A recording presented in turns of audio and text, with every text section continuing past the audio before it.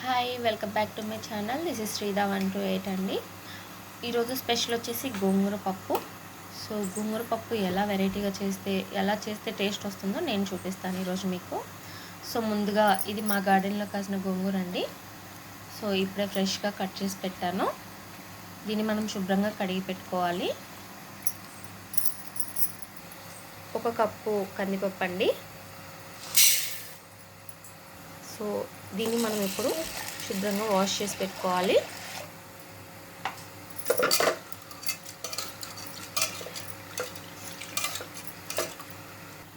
ఒక medium size onion, 2 tomatoes అండి. ఇవి మనం కట్ చేసి పెట్టుకోవాలి. సో కట్ చేసి పెట్టుకున్న ఆనియన్, టమాటో ఇప్పుడు మనం యాడ్ చేసేసుకోవాలండి.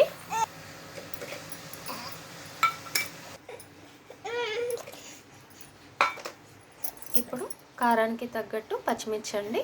నేనైతే కొంచెం ఎక్కువగానే తీసుకుంటున్నాను. సో మీకు కొన్ని మిర్చి కారం ఉండవు కదా, అందుకని ఎక్కువ తీసుకుంటున్నాను. మీకు కారం తగ్గట్టు మీరు వేసుకోవచ్చు.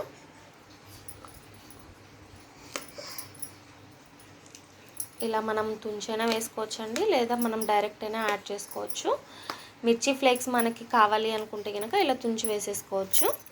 లేదా మిర్చి ఫ్లేక్స్ అవసరం లేదు అనుకుంటే ఇలా డైరెక్ట్ మనం వేసుకోవచ్చు. చిన్నపిల్లలు ఉన్న వాళ్ళకైతే ఇలా తుంచి వేసుకోకుండా ఉండడమే మేలు, ఎందుకంటే పిల్లలు కారం ఎక్కువగా తినరు కాబట్టి.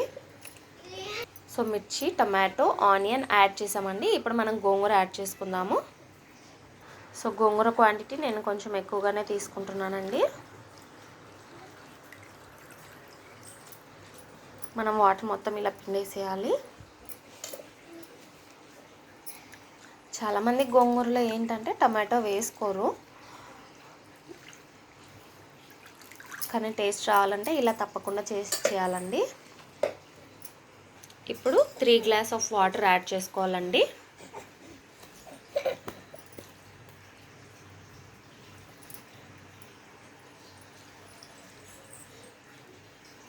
ఇప్పుడు మెయిన్ ఇంగ్రీడియంట్ అండి, గోంగూరకు టేస్ట్ రావాలంటే మనం ఉడకబెట్టేటప్పుడే వెల్లుల్లి, మంచిగా ఒలిచి పెట్టుకున్న వెల్లుల్లి 10 రెమ్మలు తీసుకుంటే చాలు. 1 టేబుల్ స్పూన్ జీలకర్ర, ఇవి 2 వేస్తే మనకి గోంగూరకు రావాల్సిన టేస్ట్ వస్తుందండి. ఇవి రెండిటి వల్లనే గోంగూర పప్పుకి టేస్ట్ వస్తుంది. చిటికెడంతా పసుపు, కొంచెం చింతపండు అండి, ఎక్కువ కాదు, కొంచెం చింతపండు యాడ్ చేసుకోవాలి. మనం వాటర్ ఆల్రెడీ యాడ్ చేసుకున్నాం కాబట్టి ఇంకా కుక్కర్ మూత పెట్టేసుకోవచ్చు. కుక్కర్ మూత పెట్టేసి మనం ఇంకా 3 విజిల్స్ వచ్చే వరకు ఉంచితే చాలండి. ఇప్పుడు మనం స్టవ్ వెలిగించేసుకొని కుక్కర్ పెట్టేసుకోవాలి. 3 విజిల్స్ వచ్చే వరకు చూడాలండి. 3 విజిల్స్ వచ్చాక మనం ఆఫ్ చేయొచ్చు.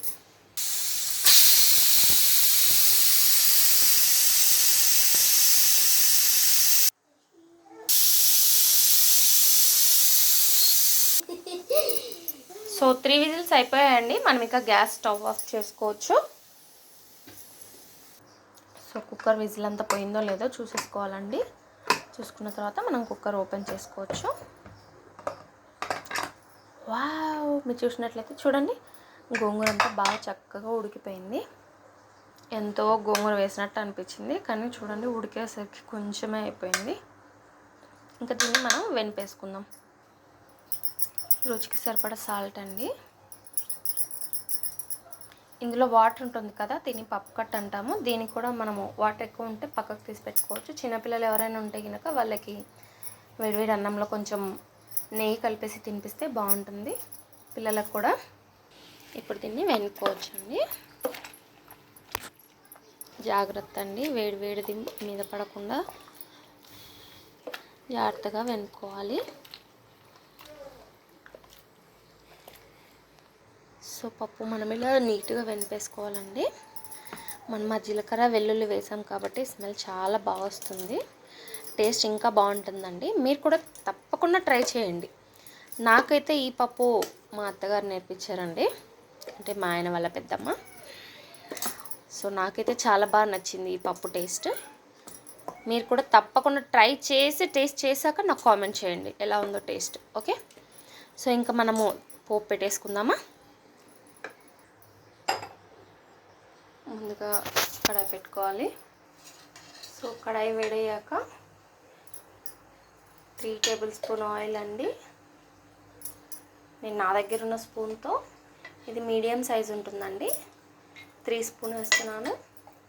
మనకి ఇంకా టేస్ట్ రావాలంటే కనుక కొంచెం పోపులో ఆయిల్ ఎక్కువ వేసుకుంటే కనుక టేస్ట్ వస్తుంది. So oil వేడెక్కిందండి. పోపు దినుసులు, ఆనియన్,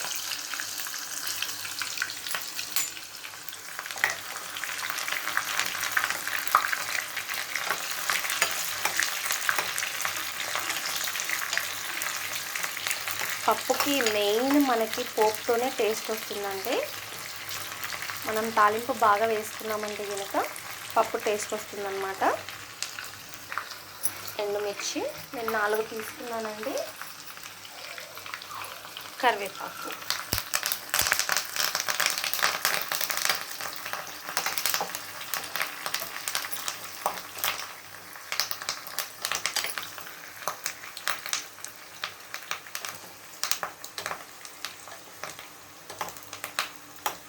చూడండి ఎంత కలర్ఫుల్గా ఉందంటే చూస్తుంటేనే నోరు ఊరిపోతుంది అనమాట. తినేయాలనిపిస్తుంది ఇప్పుడే గోంగూర పప్పు.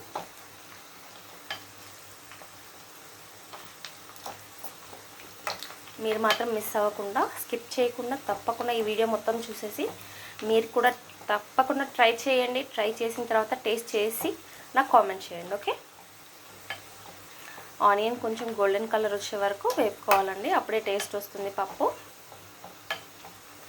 ఎండుమిర్చి కంపల్సరీ వేసుకోవాలండి పోపులో. సో పోపు అనేది మాడకూడదండి, బ్రౌన్ కలర్ వచ్చేసింది.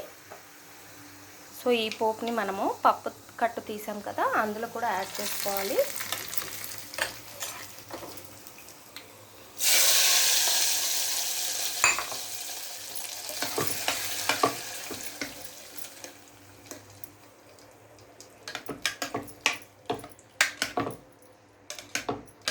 ఎంత బాగుంది చూడండి పప్పు. సో ఫైనల్లీ గోంగూర పప్పు రెడీ. సో ఈ వీడియో మీకు నచ్చినట్టయితే లైక్, షేర్, కామెంట్ చేయడం మర్చిపోవద్దు. Thank you friends. సబ్స్క్రైబ్ చేయడం అస్సలు మర్చిపోవద్దు. Okay friends, bye.